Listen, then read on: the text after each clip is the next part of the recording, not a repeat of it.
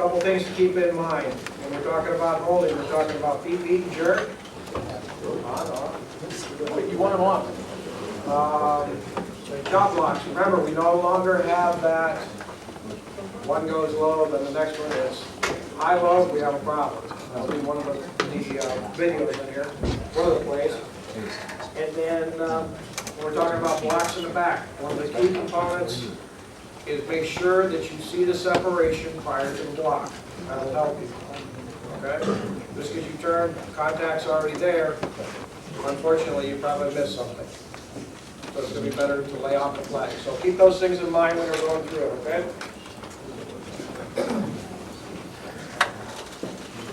Charlie, that tickles. Quit it. Press play.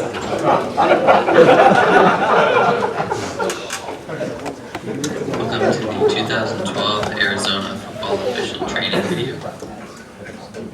This tape covers holding and blocking calls. Play number 1 is holding that was called on the field, and you're going to see it by the receiver here at the bottom of the screen. And you should be able to see a definite restriction right at the point of attack. This is a much better view, and anytime that a blocker gets beat, our antennas are automatically going to go up. Now this line judge also did an excellent job of making the holding call while continuing to officiate downfield.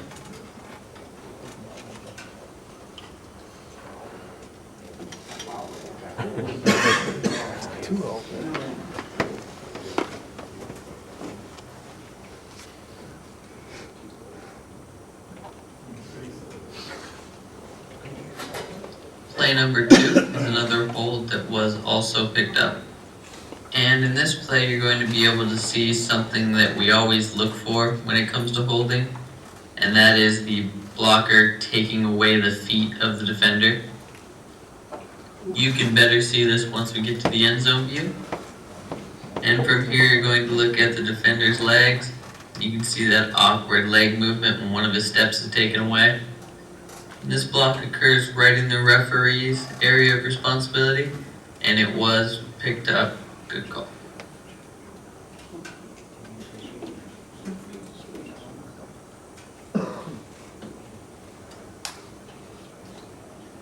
Play number 3, we're going to take a look at both holding and our mechanics. We're going to be looking at this player here, who's going to be suspect for a hold. And you're going to see that this player gets beat, and because he's beat, he just doesn't let go and takes a step away from number 9. So the next question becomes, who's going to get this?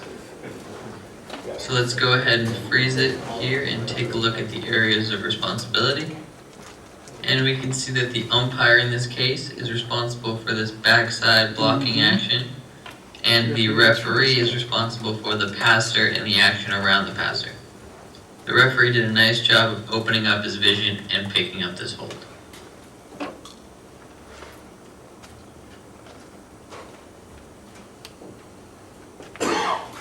Play number 4 was called holding on the field, and it was called on one of the lead blockers that will come into your screen here in a second.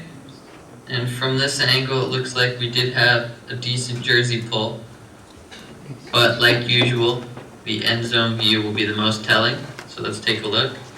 And from this angle, we can see that it was the defender that had hold of the blocker's jersey and created that jersey pull. So when it comes to plays like this, let's remember to stay focused and make sure that we don't penalize the offense here.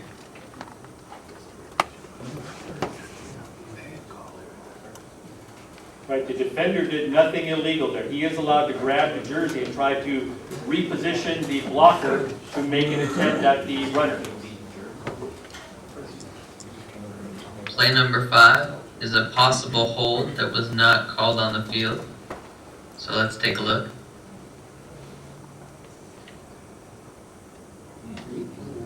Some of you might have saw it there, but let's swing around to the end zone view. And we're going to focus on the right guard, who's highlighted here.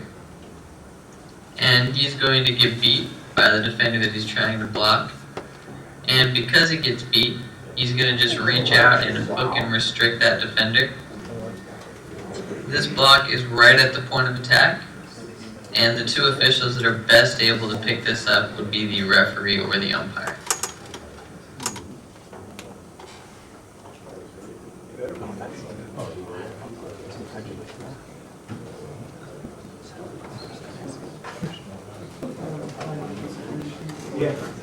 Play number 6 is a possible hold on a scrimmage kick.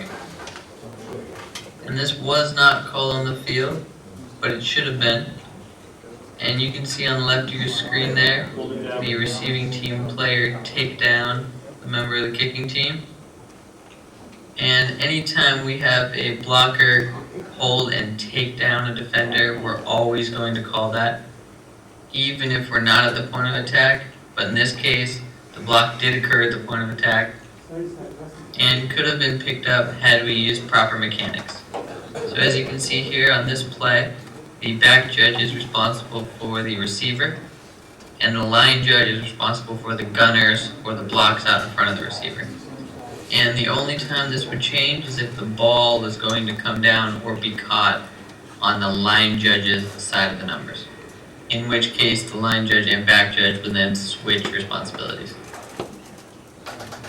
Play number 7 is a hold that was picked up by the referee. And once we get to the end zone view, you'll be able to see the right tackle, number 72, clearly commit a hold.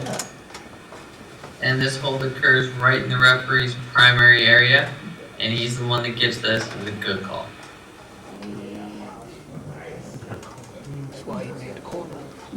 Zing. Good job, David. Play number 8 is a hold that was picked up by the referee, who's going to twist, turn, and take down the defender right at the point of attack. And based on the direction of the run and where the block is, the umpire is also in good position to see this.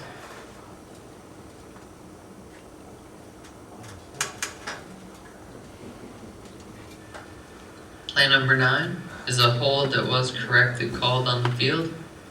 And I'm going to let the play go through once, and then we'll come back and highlight the player that committed the hold.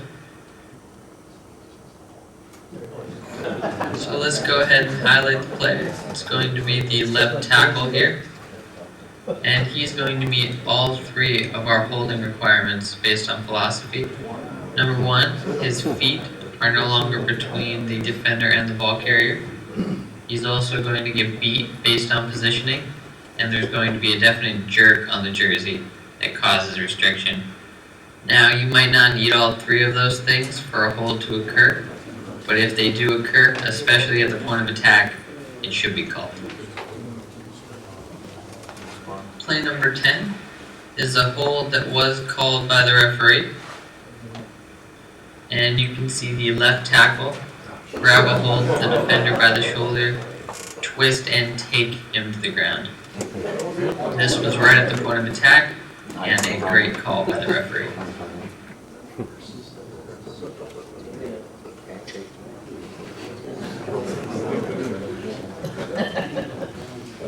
Play number 11 is another hold that was called on the field, this time by the line judge.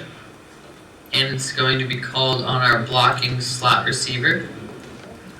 So let's take another look, and then we'll show a third look and freeze it at the spot that the hold occurs.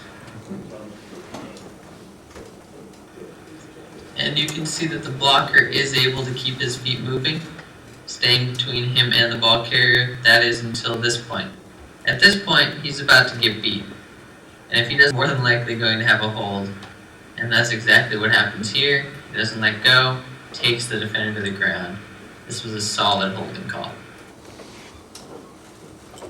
Play number 12 is a possible hold far down the sideline. Let's first take a look at the line judge, who drifts a little too far down, but does a nice job recovering and getting back behind the runner. And from that position, he can have better coverage over the play. So now let's go ahead and focus on the hold, and it's going to be the second block you're going to see here. And from this angle, we can see a definite restriction there at the point of attack. And this is a very difficult call for the line judge to make. So in this case, the back judge, who is looking at the blocks ahead of the runner here, should be able to help and pick this up.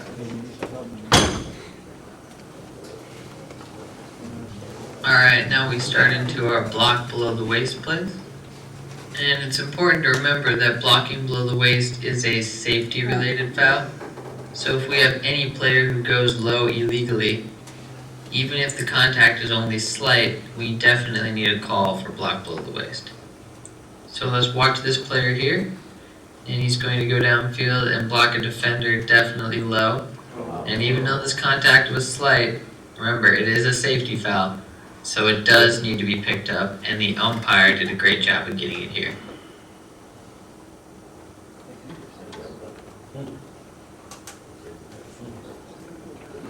Play number 14 is a block below the waist in shotgun formation. So in this play, it's important to remember that the free blocking zone disintegrates the second the ball leaves it. And because of that, philosophy-wise, if we do have a block below the waist in a shotgun formation, that block needs to occur immediately. In this case, we did have an illegal block below the waist called, and it will be called on this player here. And you can see instead of shooting out at the defender immediately, he's going to hesitate, take a step to the left, and then come back and go low. This is illegal, and it was a good job by the umpire picking it up. Play number 15 is another block below the waist. This one was not called on the field, but it's very important that we get fouls like this. And you can see number 42, who's blocking ahead of the passer, go low and illegally block a player below the waist. But this can be picked up if we're in proper position and using the proper mechanics. In this case, just before the block occurs, the back judge will have the players that ran their routes deep. The referee will have the passer, and the headlinesman, who should have stayed at the line of scrimmage, will have number 42 here with the block.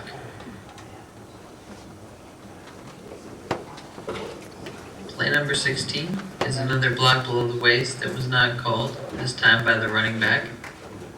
Now, when it comes to blocking below the waist, it's important to remember that an offensive back is never eligible to block below the waist. In this case, we have a back who clearly does block below the waist. So let's go ahead and take a look at who can pick this up.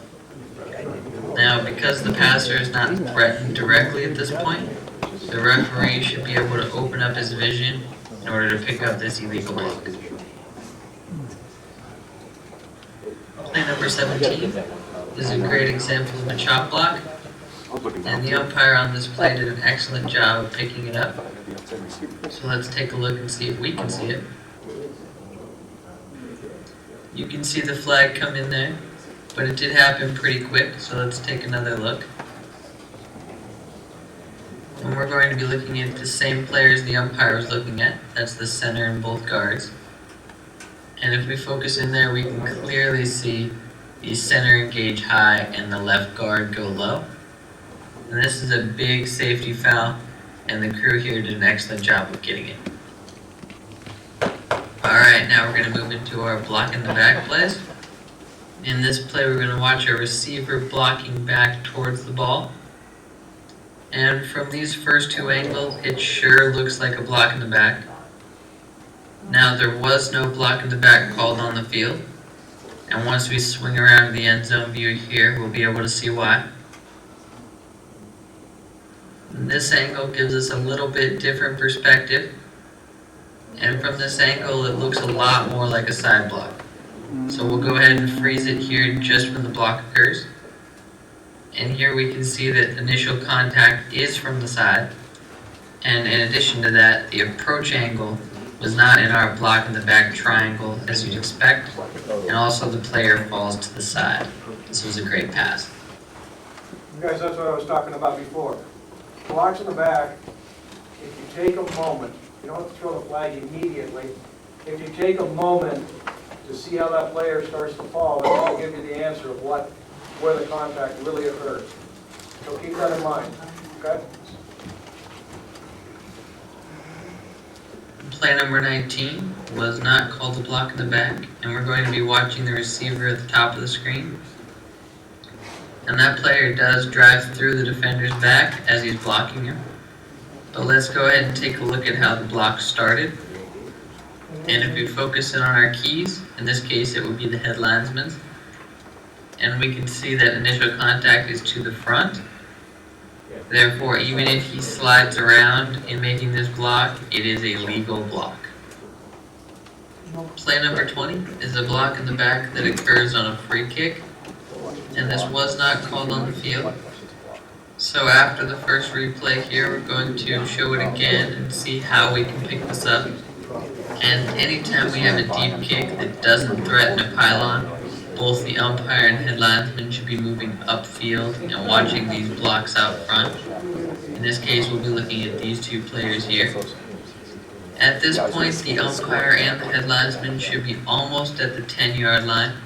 You can see here the umpire is a little out of position, and this can be important because if these officials are in proper position, then they will get that overlapping coverage and be able to pick up this illegal block in the back.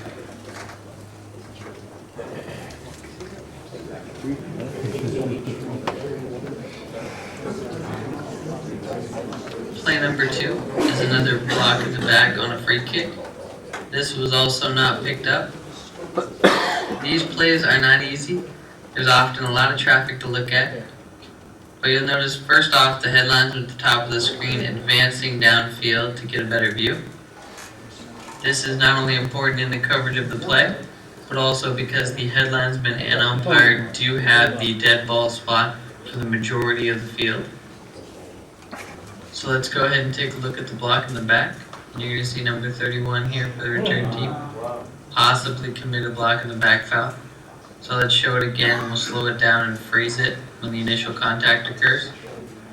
And we can see here that the initial contact is in the back and is right at the point of attack. And we can get these a majority of the time if we stay focused and watch our area of responsibility. Play number 22 is a block in the back that was called on an interception return. And from this angle we can see some of the contact, and also we can see that the umpire did throw the flag. So, like we normally do, let's swing it around to the end zone view and take a different look. And from this angle we can clearly see the block in the back. It's going to be on number 7 to the right of the screen. The umpire did a great job of picking this up. Also, the head linesman would have been in good position.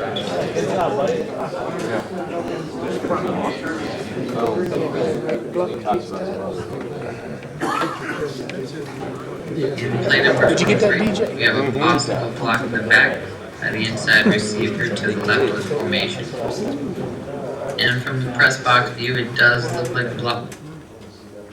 Are we good? Okay, I'm hearing a lot of discussion. You guys are going to miss some of this stuff, so try to keep this good. If you guys want me to replay something, let me know. Okay? Block in the back did occur. But once we go ahead and take a look at all alternate views, we can see that this was a block that was initiated on the side. So we'll go ahead and freeze it here in a second at the exact moment that the block occurs. And if we go ahead and do that, we can see that the block was initiated on the side. This was a great pass on the field.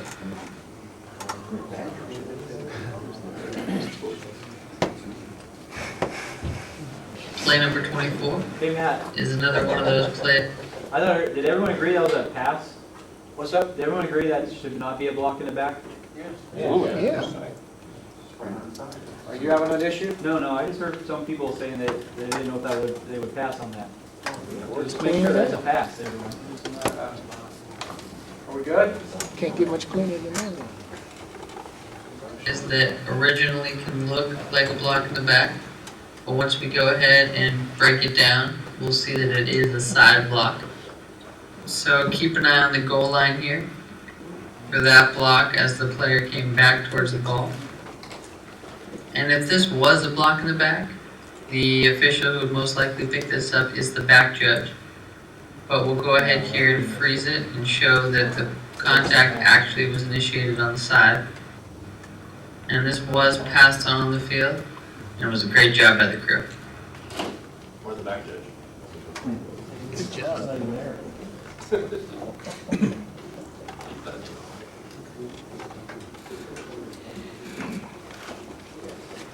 Play number 25 is another block in the back play, and we're going to be watching the receiver at the bottom of the screen. He's going to come back towards the ball and initiate contact with the back of the defender. And you can see that the contact is slight, but it does occur at the point of attack and is enough to push the defender past the runner and allow for a big gain to occur. So let's go ahead and freeze it here when the initial contact occurs. And if we do that, we can see that the contact was to the back of the defender, which causes him to slip and allow for the runner to get by. Everybody okay with that one? Yep. It looked like he was slipping down already. Well, hold on, one at a time, what? He's got two It hands looked like pointed on his he was back. slipping down already. So, Yeah, it was just enough. he was bracing. Creates a big advantage for him, right? Play number 26 is a possible block in the back that occurs during a scrimmage kick. And we're going to see a long punt return for a touchdown, in which the referee does an excellent job of beating the play to the goal line. But the question becomes, did we have any illegal blocks on that play? So let's do what we normally do, look at the end zone view. Now the block that I want you to focus on here is the block that occurs against number 32 of the kicking team. And it does look to be a very close call. So let's go ahead and show it one more time, and we'll freeze it right at the initial point of contact. When we go ahead and freeze it here, it does appear that the block did occur to the back, inside the blocking frame. And one reason this might have been difficult to pick up is that on a scrimmage kick, the headlinesman needs to fade back all the way to the goal line. So if we had an extra maybe 10 yards of space here, we would have likely had the angle to pick up this block. What do you guys think? I had a problem with You move sideways? it. Works great. You gotta sit in the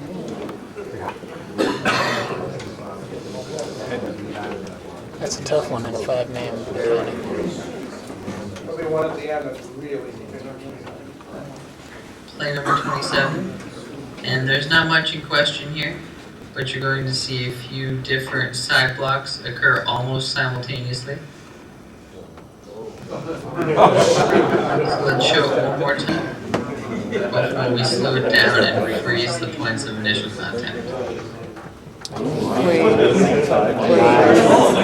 And it looks like 3 excellent blocks.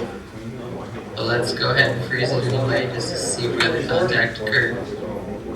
And here we can see the first block on the left. It does look like a side block. Next block is going to occur here on the right. Also looks like a side block.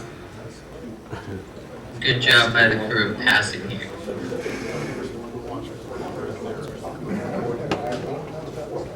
You notice the same thing on all of those.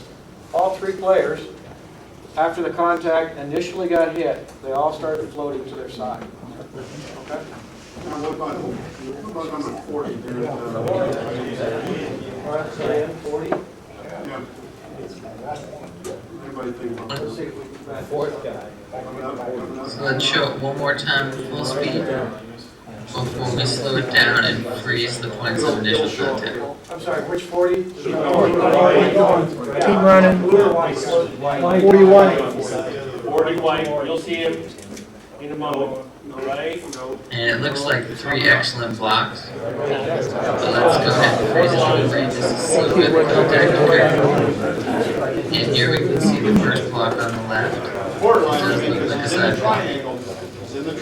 Next block is going to occur here on the right. Also looks like a side block. Hold on here, hold on. Let's get to it first. Good job by the crew passing here. His initial contact was on the side. Hey! Over here, somebody's talking. Technically, when we look at it, he's he's in the triangle, and he's making contact on the back. But his initial contact was not. Well, remember what we talked about. Well, you can see it because it was separated in the beginning. What's going to happen, what you can see the best of, when you're watching for how these players are falling, you may have contact here and here. What's going to dictate whether it's a block in the back is which way he goes. If I'm using my left hand to push him, he's going to go forward. So watch him go forward. Okay? If I get him here and I use this, he's going to fall sideways. That's what he did. So I said it's really important not only to see the beginning, so you've got to see the separation between the two players, then the contact. The third piece is which way does he call? Unfortunately, I can't really slow this down, but that would be the third answer, or the final answer to your question as to whether it's a block in the back. Yes, you have hands on the back. There was separation. We saw separation. Where does he go from there? I'll try and stop this as quick as I can, but no promises.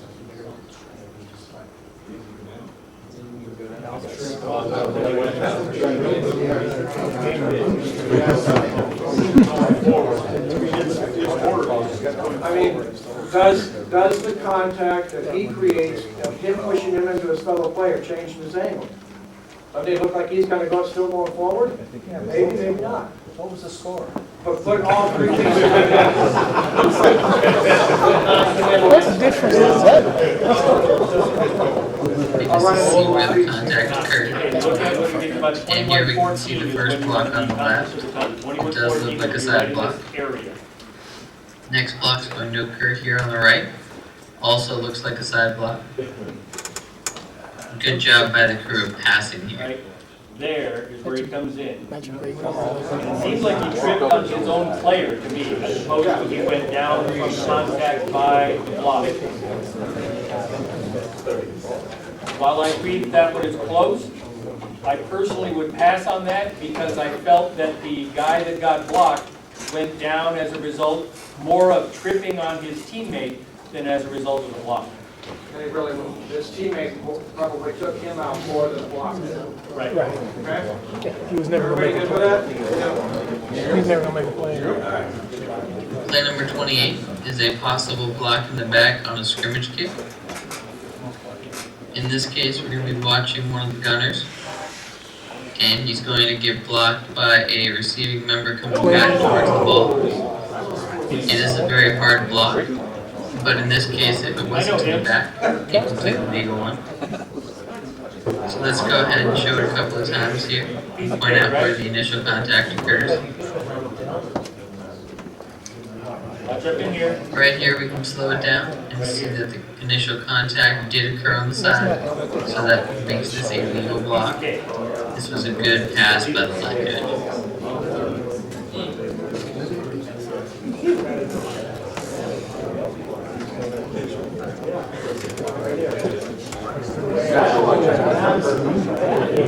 Play number 29 is almost the identical play that happened. What was the station about? Does somebody have something like discuss, or are we just gonna have? They go back to, they're asking, was that defenseless when you hit I'm him? sorry? Was it defenseless when you hit him? Did you hit him helmet to helmet or defenseless? Did you hit him high? You gotta let these guys play. Did he hit him high? So did you hit him in the helmet? Oh, or okay. The defenseless? guy running by. The guy running by after the tackle. There's two questions. It's going to occur here on the right. Also looks like a side block. Receiving member coming back towards the ball.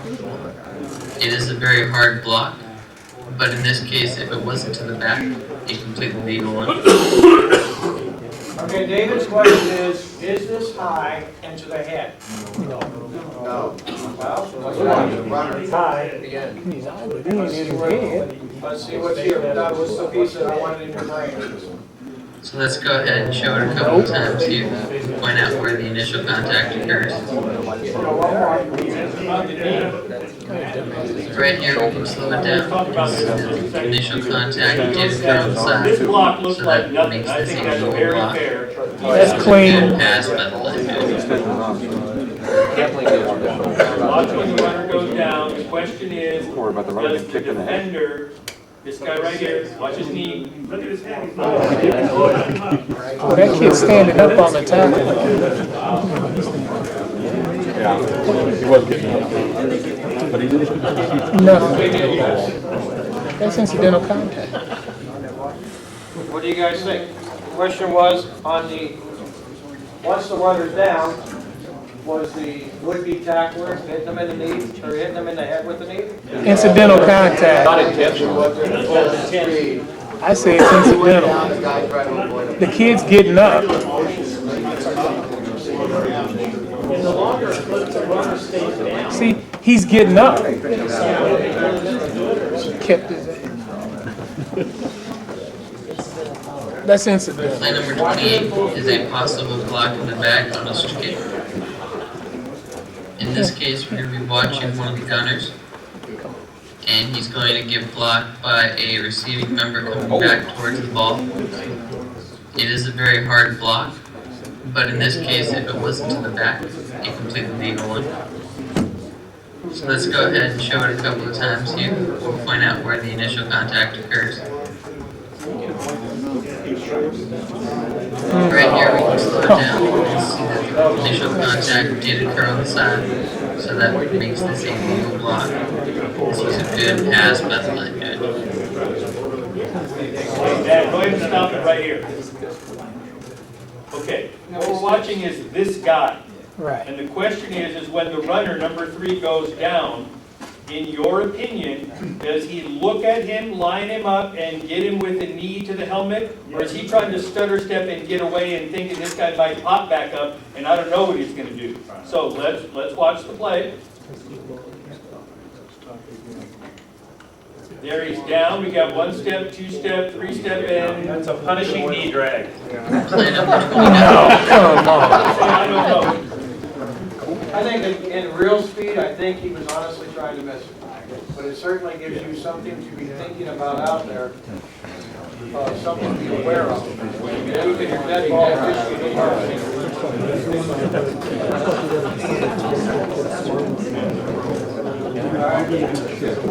You guys ready to go? Or? Yeah. This is almost the identical play that happens 2 minutes later in the quarter. Except this block was called a block in the back. So let's do exactly like we did in the last play. We'll go ahead and slow it down here in a second and take a look. That was close. And after seeing it a couple of times, it does appear to be a much more difficult call. So let's slow it down here and freeze it right at the point of contact. When we do freeze it, we can see that initial contact did occur on the side, and this was a very well executed block. Yep. Great wall. The rest of them aren't there though. That's the end of our blocking and hold. So let's slow it down here and freeze it right at the point of contact. When we do freeze it, we can see that initial contact did occur on the side, and this was a very well executed block. If you brought a chair out, please put it back.